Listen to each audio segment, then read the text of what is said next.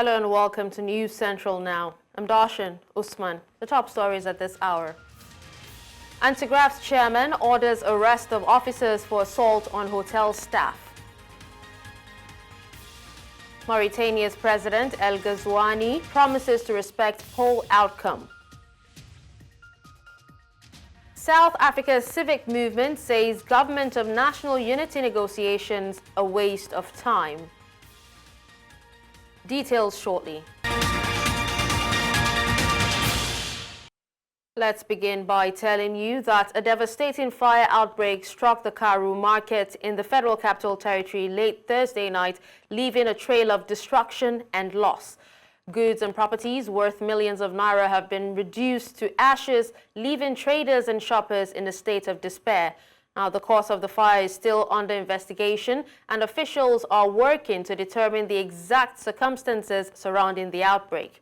Some traders who spoke to News Central said they had lost all their livelihoods. Closed for the day, so I went home. So I was told that fire was in the market, so I had to rush down here. Again, getting to the market, everything, the fire has raised everything. There was, as you can see for yourself, there's nothing left in the market. There's nothing left in the market. I think the market is completely raised out. So I need to appeal to the government to come to our aid. As you can see now, there's nothing as you can get out from the market. Actually, I don't have the full information. I don't know actually what happened, but I was called this evening that the whole market is on fire, and unfortunately, I came. Even my own shop was raised down. Wow, what were you selling? I deal with foodstuffs and food items, condiments, bags of rice, bags of curry, bags of cartons of foodstuffs. As you are now, what is the feeling like? It's very bitter and very sad. I just feel like someone could help me out and help my fellow traders in the market, because it's very bitter. There are those who, these places, they're supposed to be living on daily basis. And seeing that this thing has happened, some even collapsed, some just fell, some enter into hypertension, some just feel like the whole world has ended. So we are appealing to the government, to the federal government, and to the authorities that can help. Now joining us for more updates on this is News Central's Emmanuel Bodu. Hello, Emmanuel. Thank you for joining us. If you can hear me. Yeah, I can hear you. Good afternoon. All right. So, Emmanuel, what's the situation of things in Karu Market? Can you describe the scene of the incident for us? Yes, as you can see, affected traders are busy packing up the debris left. And of course, they're trying to put themselves together. It's a feeling of sadness, a lot of emotional experiences here. Two women just came in and collapsed as soon as they noticed that their shops are burned down. They've just been rushed to the nearby Nyanya General Hospital. Of course, we have seen the senator representing the FCT, Ireti Kingibe, just left the scene right now, consoling affected traders. So they're just packing up and then try to see how they can start up their life afresh, how can they start up their business afresh. So this zinc roofs that were used, some of them are saying that they intend to pack them and go and keep in case they are given another space. They will be able to use the available zinc to do another roof and then start up another business. That's for those who are strong enough to accept the shock. It's actually quite shocking what we're seeing at the moment. But since you're there on ground, is it possible for you to describe to us the extent of, the damage that this fire has caused, and also the damage, how much the traders and the shoppers have been affected by this particular fire? Yes, I was there when the shop, the market officials, the market executives were giving a report to the senator. They gave an estimate of about over 3 billion naira, according to the Secretary of the Market. He said that goods worth over 3 billion naira have been lost in this inferno. And he made references to 2 trucks of trailers that just arrived in yesterday. Each of the truck with bags of rice, altogether puts something up to 50 million naira. That's just one truck. So he made a lot of analysis where at the end of the day, the senator was told that about over 3.5 billion naira was lost in this inferno. Okay, we do know right now, Emmanuel, that there's no statement on what started the fire. But from what you've been hearing from the traders themselves on the ground, what have you heard about how the fire might have started? What we were told here is that the fire just started as a very, very minor fire that can actually be put off.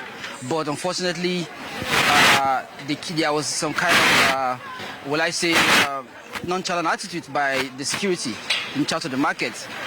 The traders actually said that if they were allowed access into their shops, the fire couldn't have been this serious. So they put the blame on the security forces for the fact that the only fire station is in Asokoro, not even in Anya, to Karu. So they believe that it was just a simple, a small, fire that just started that shouldn't have, resulted to this.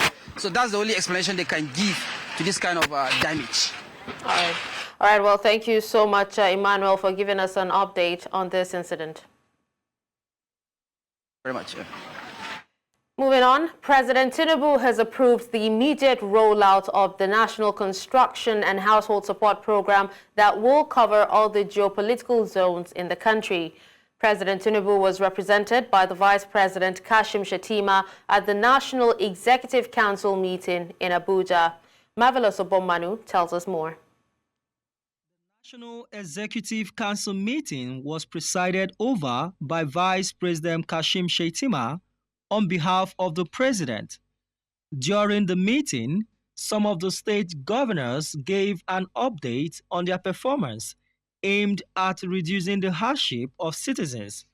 My own committee is an ad hoc committee set up by NEC on flood, erosion, drought, and desertification, which was reconstituted on 22nd of February 2024 to develop a comprehensive and actionable roadmap and strategy to mitigate the impacts of natural disaster as it affects our people in Nigeria by profiling recommendations on how best we can prepare and respond to 2024 rainy season. I also briefed Council on the interventions on the 42,000 metric tons, of which all had been delivered to all the states, and then 20 trailers of rice per state. And then we have also released over 1,500,000 bags of fertilizer, which is under evacuation by the state governments. Then I also went ahead and briefed Council on the mechanization programs undertaken by the administration of President Bola Ahmed Tinubu. We have 4 in place now. I gave a report on the excess crude account and other special accounts of government to the National Economic Council. And I reported that the excess crude account, which as we know, is an escrow account set up by the federal government and into which is paid the difference between the benchmark price of crude used and approved by the National Assembly for the national budget and the world market price at any given time. As of now, there's basically $500,000 in that account, $500,000 US. The stabilization account has 28.7 billion naira, and the Natural Resources Development Fund has 53.2 2.9 billion naira. President Tinubu urged state governors to work together to meet the needs of citizens, assuring them of his support to ensure that Nigerians are relieved of hardship. He acknowledged the urgency to boost food production and urged those present to work together to deliver on critical reforms aimed at meeting the needs of Nigerians. In Abuja for News Central, Marvelous Oboman. Well, to discuss this further, I'm joined by social and public affairs analyst Zar Yousef. Hello, Mr. Yousef. Thank you so much for joining me. Thank you. It's a pleasure to be here. All right. So, kindly share your thoughts on the role of the rollout of the 1 trillion naira for households in Nigeria to boost food security. Well, I think that idea gave me the birth of a term I would refer to as the Lawrence-Aninian syndrome. You solve a problem primarily by understanding its root cause. When you have a good understanding of the cause of a problem and you still prefer dealing with the symptoms, then there's a bigger issue. An example is what that huge sum of money, that amount of money intends to solve is a problem we well know, that primarily the parts of the country that produce most of what we consume as food, a substantial percentage of those farmlands cannot be accessed. Now, while trillions, hundreds of billions and all of that sound very huge, to every particular family, we are talking about just about, I think, 50,000 naira per month, and that should run for a couple of months, I think. I think the last I got a bag of rice was 85,000 naira. That goes to maybe a few things you find in the market with certain prices that you'd think it's a joke. So it does look big looking at the amount of money. But then I think we are wasting a lot of energy, a lot of resources on things that basically do not have any bearing whatsoever with solving the issue. If you'd ask me, I think 20 or 30% of this amount in particular would mobilize enough forces of the Nigerian army, the mobile police, and possibly a lot of community vigilantes to flush out the primary cause of food scarcity and why certain people have taken advantage of this and has made life difficult for people, which is primarily insecurity. And while it may appear like something that is well intended, a good intention, it's rather unfortunate that the policies that are being applied are such that you want to use taxes, you want to use the hiking of prices, PMS, and certain other goods to strangle the middle class and primarily overtax them to make life unbearable for them. So basically, to make sure that anything such as the middle class is non-existent. And then you begin to hand out peanuts to masses, which definitely will not solve their problem. So I think it's a simple case of a man who could easily get 10 sacks of fertilizer to produce crops in a village, but would rather choose to buy pap and share for people every morning, say maybe for 2 weeks. I will be doing this, so he appears generous. And I think it's a bit of I don't want to call it a cultural issue, but it's quite pathetic. Maybe it's cultural in the sense of our political rulers, but we've been wasting a whole lot of resources. And I think, if you can hear me, are you saying that this particular initiative would have little or no impact on Nigerians? I'm talking about the masses, especially those who are finding it difficult to even feed 3 times a day in light of the current economic challenges that we're facing right now? So first of all, if there was any justification to this intervention from the government, we will not pretend that we are unaware of the tradition in Nigeria where huge sums of money are released for a particular purpose and then people steal it. So we are not ignorant of that. So we know quite well that a substantial part of that money is not even reaching the masses. That is one. That is assuming there was anything justifiable about it. So it's a waste of money. It looks as if it's a move where, 20 billion was used to build somebody's house. This amount of money was used Zari, you talked about it being a waste of money. If you can hear me, you talked about it being a waste of money. What would you, what would you, the federal government, rather do with that amount, than this particular initiative? What the federal government should do, not necessarily with that amount, is to first of all cut down the unnecessary cost of governance. Where you acquire bulletproofs, you acquire custom-made vehicles for people who don't legislate anything, where you waste a lot of money building houses, where you waste a lot of money on luxuries for government officials. That's one.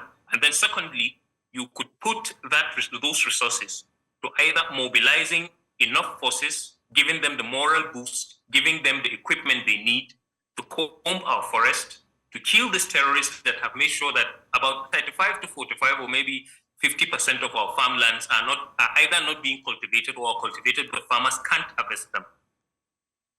So when you do that, the farmer does not need you coming to his village to share, I don't really know, to give them chicken change, to give them a few cups of grains and all of that.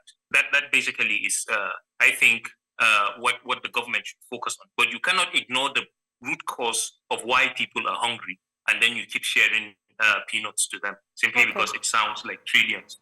All right. Well, thank you so much, Mr. Yousef, for your opinion on this. Thank you so much. All right, we'll take a quick break, and when we come back, News Central Now continues. Stay with us.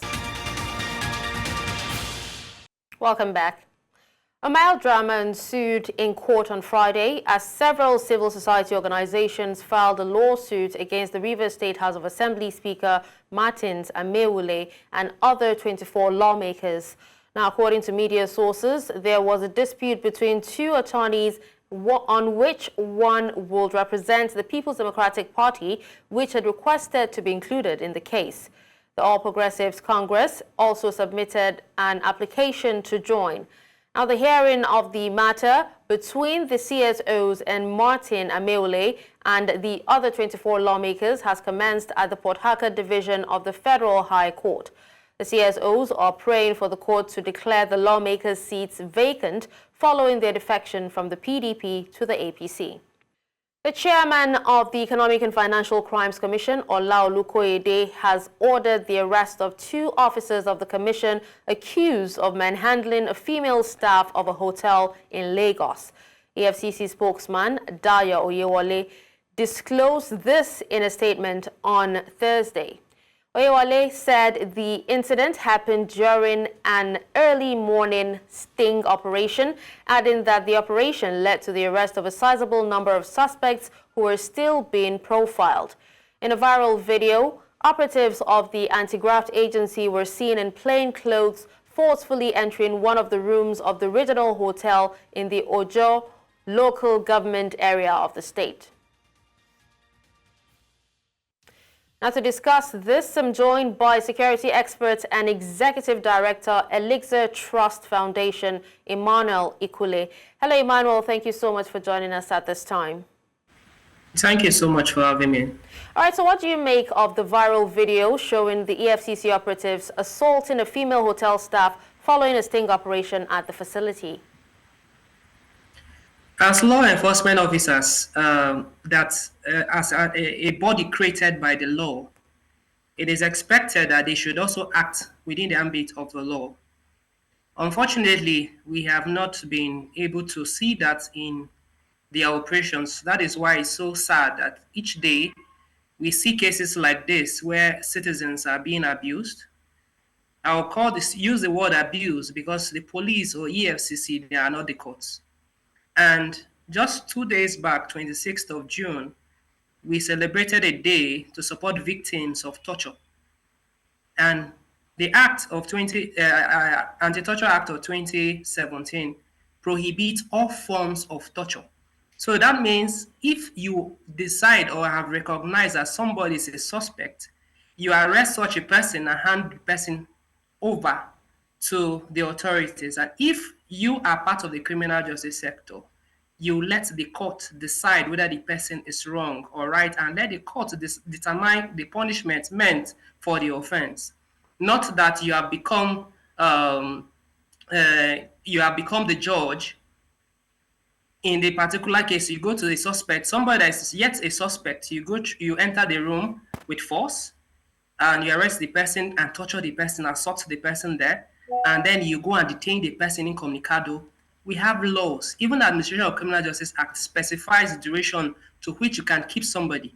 It also specifies that even in arresting somebody, you can invite. You can as well also go through the legal means. You knock, respectfully invite the person to follow you. No law permits you to go and start slapping anybody. Even as a military, be it any law enforcement officers at all, no law permits you to beat, except the court has actually asked you or given you that permission to do that, which I have not seen that anywhere. All right, now, Emmanuel, now the Commission's chairman has actually ordered the arrest of 2 of the officers accused of manhandling the said staff, of the hotel. And at the same time, the commission still said that, the operation has actually led to the arrest of, a sizable number of suspects who they're still profiling. How do you think, or how do you expect them to actually find a balance between, especially when it comes to justice, how do you expect them to find a balance between, how they handled the whole operation and being able to, come up with a result? For a government like ours, I guess this is not the first time you have been hearing that we'll do something about it, the case will be investigated. We have been hearing that every day. Why can't there be a difference in a particular situation, and then it becomes a benchmark that going further, the rights of people are being respected? Why do you have rights in the Constitution? Why do you have United Nations Declaration on Human Rights and all these laws, Anti-Torture Act, have the Administration of Criminal Justice Act, and yet, as an organization or institution or agency founded by the law, still you cannot respect or promote or protect this right as contained in the Act? Secondly, if you are going to a particular place, sad that most of the law enforcement agencies we have don't have the, should I say, maybe the trainings, maybe the equipment that enable them to be able to get verifiable details of somebody or what the person have done and verify these are the persons involved in such a crime before going to arrest. In developed crimes, you actually carry out investigation before you arrest. But unfortunately in Nigeria, we'll go and arrest first before we come to start investigation, which is a very wrong way of doing things. And it's sad that we have continued this trend. And unknown, and let me use the word unknown to EFCC as well as other law enforcement officers, these processes they follow goes a long way in violating the rights of people. If you have done your due diligence well, you won't go along there and start arresting about 100 up close to 200 persons. And then what is the capacity of such a body in that particular location that you start interviewing each person to see if they are working, what they are doing relates with the other person? How about other persons that maybe were being arrested, maybe were going for interview for a particular job, and just based on being arrested, they have lost out on opportunities? How about business meetings?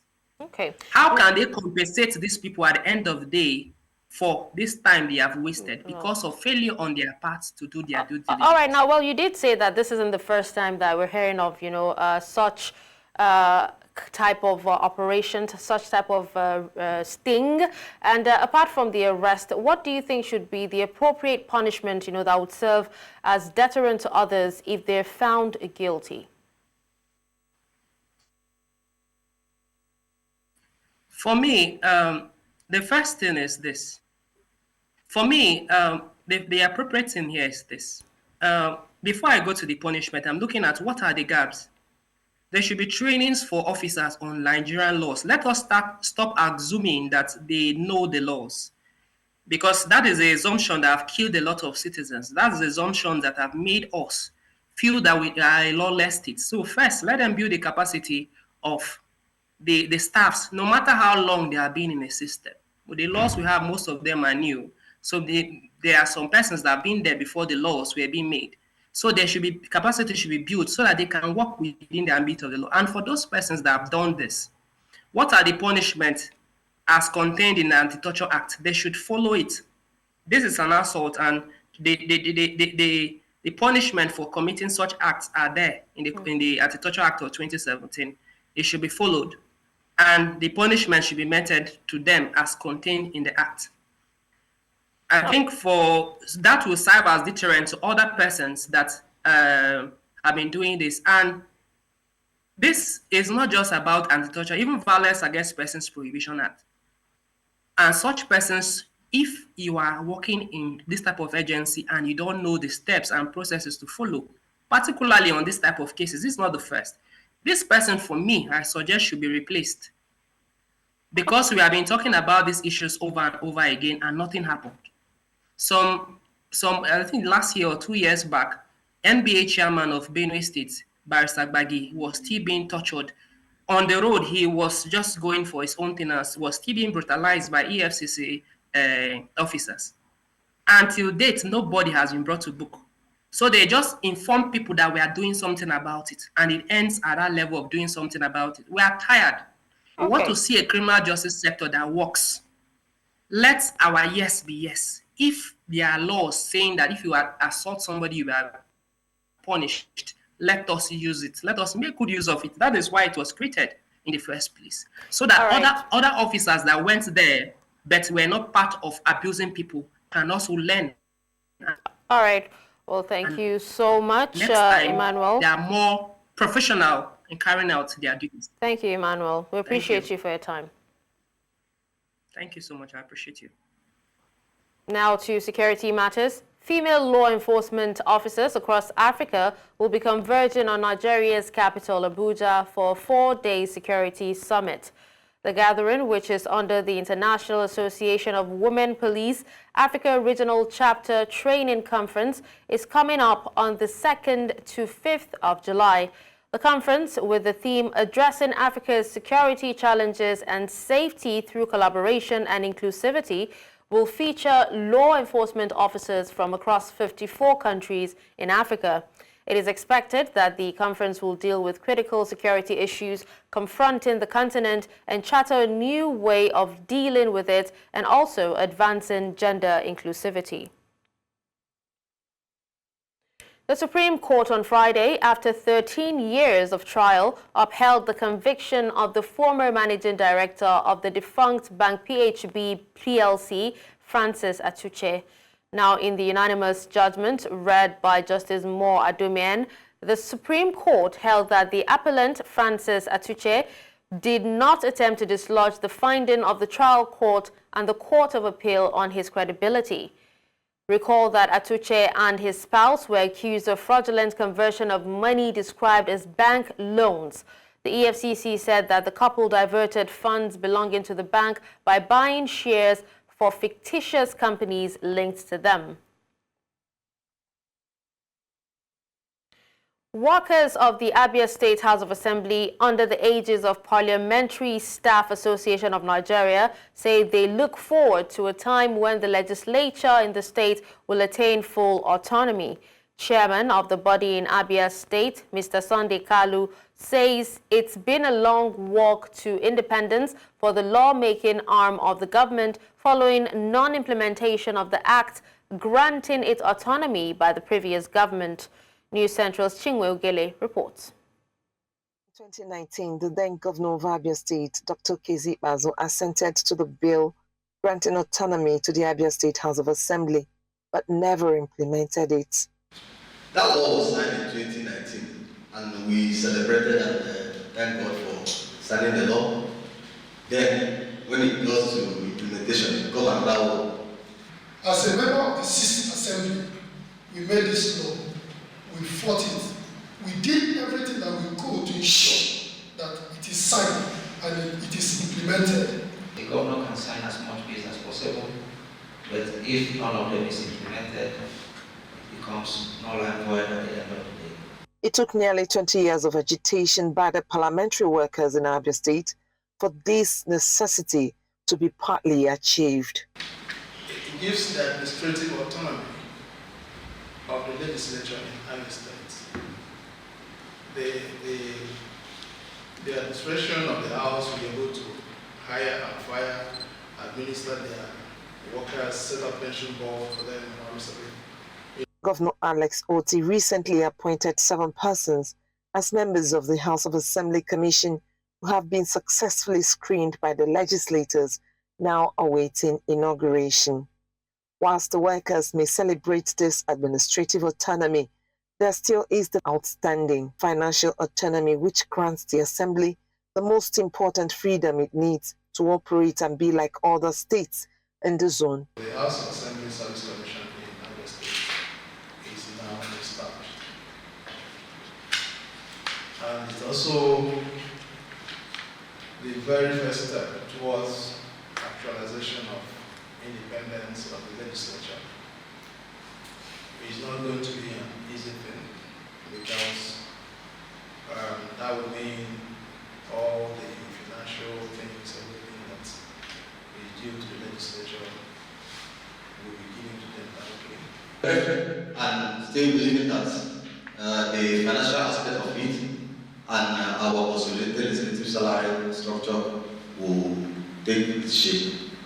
The 21-day ultimatum issued on the 14th day of June 2024 by the legislative staff may have informed the decision of the governor to make the appointments whilst promising full implementation of the law.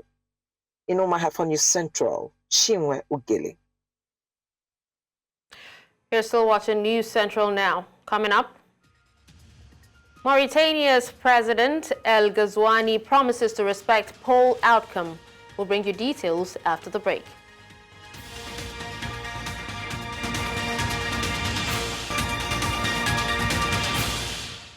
Welcome back.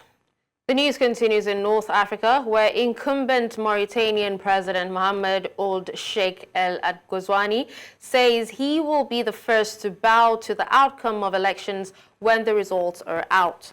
El Ghazouani, who made this known during the end of his campaign rally, said if re-elected, he will repair all injustices and heal all the wounds of the past.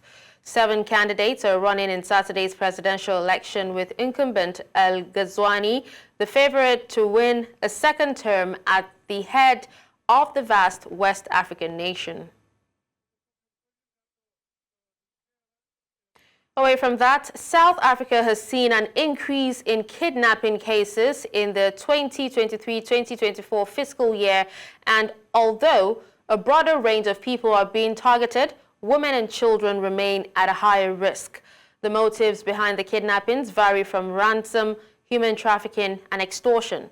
The recent report has indicated that more than 15,000 cases were reported in Gauteng, and with Gauteng garnering 7,000 reported cases, followed by KwaZulu-Natal. Meanwhile, the World Population Review ranked South Africa's 6th country with highest number of kidnappings in the world. Now, to discuss this, I'm joined by Clinical Director, Teddy Bear Foundation, Shahida Omar, and Senior Training Coordinator, Institute for Security Studies, William Els. Thank you so much for joining me, gentleman and lady. All right, let's start with you, William. Now, can you provide a current overview of the kidnapping trend in South Africa, including demographics of victims? Yes, as you mentioned, that there's been a tremendous spike in kidnappings in South Africa. We see that over the last decade, the kidnappings in South Africa increased by 260%. So that is through the roof. And what we see is that in Gauteng, 15 of the 23 hotspots that the police have declared, where there are a lot of hijackings and kidnaps, are actually in Gauteng. where the majority of the people of South Africa is also living. It's a small province, very densely populated. That's also the economic hub of the country. That is followed by KwaZulu-Natal and followed also by the Western Cape. All right, over to you, Shahida. Let's hear what do you think are the underlying factors contributing to the rise in kidnappings, especially for children in South Africa? Well, I think firstly we need to appreciate and recognize that children are a marginalized and population group. They're the most vulnerable. They're not in a position to protect themselves. They are defenseless, powerless, and therefore they are a soft target. And then if we look at the bigger picture, the landscape, that kidnappings is a lucrative industry, and organized syndicates, crime syndicates are going that route because they know that regardless of whether people have the money or not, it's not only people in affluent circles, but even your middle class families are subjected to this, because there's the scenario of opportunistic kidnappings, and then there's express kidnapping. So there are different situations that we need to understand. And the reason why children are being targeted simply because children, are in that high risk population group. Unfortunately, we are finding that at least on a daily basis. So it's just not the kidnapping. I think we need to look at the bigger picture, where we are finding that at least 3 children are being murdered on a daily basis. And of course, if you look at the organ harvesting, the muti killings, all of that contributing to this. So there's extremities. We're finding there's cases of murder, but cases of children disappearing, cases of children returning or being returned or coming back voluntarily. But if we look at how many cases that have not been accounted for, there are cold cases and they are still not accounted for. Unfortunately, this is the situation, the grave situation that South Africa is currently faced with. All right. Now, William, Shahida did say that, this act of kidnapping is actually a very lucrative industry. What are the most common methods that kidnappers actually use in South Africa, and how have these methods evolved over time? Yes, what we see is you've got different types of kidnappings, as you just mentioned. In the first place, your organized syndicates, they are extremely organized. They are well situated. They normally would compromise an actor, an insider, to find out the amounts of money that they can take for ransom, etc. Also about the movements of their targets. And we see that in the majority of the cases, it is normally a group of 3 to 4 of these kidnappers. They're well armed, and the kidnapping take place normally close to your work or close to your home. So those are your kidnapped for ransom. They normally go up. There was one kidnapping where, according to our information, up to 150 million rand has been paid in that case. But it goes a bit as low as a few hundred rands. As you mentioned, the express kidnappings, we see a lot of hijackings in South Africa, carjackings, and then what they do is they would then take the kidnapped the victim to an ATM and force the victim to clean out his or her accounts. Or what they do is they take them to a secure, safe house that they have. And there they will threaten the victim and take the victim's phone, and then via his phone clear out all his accounts. Or what they do is they would call the families of this kidnapped person to also transfer some money for them. Okay. Now, let's come back to you, Shahida. I remember earlier you saying that, of course, children do not have the capacity to protect themselves or defend themselves from, their kidnappers. But how do you think that the kidnapping epidemic in South Africa is affecting children's sense of safety and well-being, considering the rise and also the evolution? Well, I think if we look at the current situation, we are seeing a lot of children who are manifesting signs of anxiety and depression. And cases where this has not been identified timeously, we are even seeing children who have attempted suicide and completed suicide.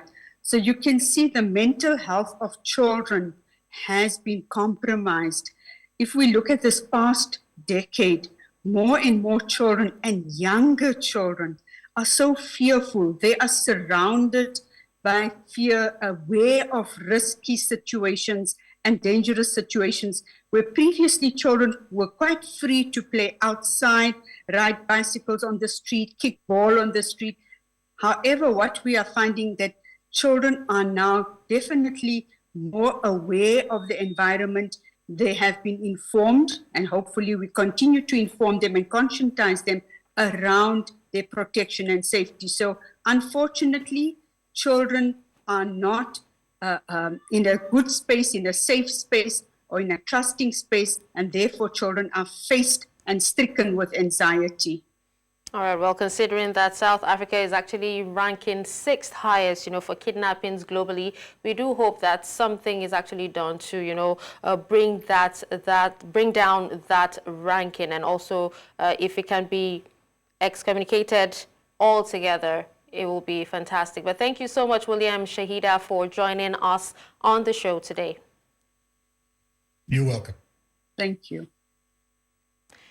All right, away from that, Save South Africa Civic Movement says the current government of national unity negotiations as a waste of time for the majority of voters who happen to be black, marginalized, and previously disadvantaged. Now, the group says the GNU, which now has 10 political parties in their basket, is nothing but politics of power, as it is clearly indicated by the delay caused by those claiming to advance the interest of the citizens. Now, this follows a leaked letter written to Democratic Alliance John Steenhuisen by President Cyril Ramaphosa, indicating the fight for strategic ministerial positions. In other news from around the world, after a debate performance that unsettled supporters and had Donald Trump's allies unable to contain their joy, a severely injured President Joe Biden looks to get his re-election campaign back on track on Friday. Democrats had hoped to see the president defiantly answering critics who say he is too old for a second term, while hammering Trump on his criminal record and the threat they say he poses to democracy. David Axelrod, a senior advisor in Barack Obama's administration, said Biden's performance had confirmed people's fears about an 81-year-old being too old for the Oval Office. In business, the economic situation in Nigeria has become a subject of intense scrutiny in recent times. The latest report from PwC holds the promise of providing valuable insights into the country's current trajectory. The report highlights various pressure points that continue to impact expected reform outcomes, potentially leading to reduced reinvestment and corporate exits from the industry. Collins Okeke, a financial analyst and public commentator, shared his thoughts on how to address these challenges during his appearance on the Business Edge show. A new economic approach, and I would suggest economic federalism. I strongly believe, having looked at economic system around the world, that capitalism may have its flaws, but it can be tweaked to every nation's internal uniqueness, like China did. China can say they're communist, but they tweaked. After Mao died, they said it does not matter if the cat is white or black, as far as it catches the mice. In essence, it does not matter whatever we call the economic system, whether communism, but we'll look at the best way. And of course, China went the way of capitalism, as we know, but called it something else. In the long term, economic federalism would help Nigeria a lot to stem this tide. But in the short term, Nigeria needs to stop if we determine that oil is the focus of our economy. And that's all on the news at this hour. But before we go, let's take another look at some of our top stories. We told you that anti-graft chairman has ordered arrest of officers for assault on hotel staff. We also told you that Mauritania's President El Ghazouani has promised to respect poll outcome. Finally, you heard that South Africa's civic movement has said government of national unity negotiations a waste of time. Send your eyewitness report to the WhatsApp number on the screen. Do follow us on social media. We are at News Central TV. You can watch News Central live on DSTV channel 422, Star Times channel 274, Avo TV, and YouTube. Many thanks for watching. I'm Darshan Usman.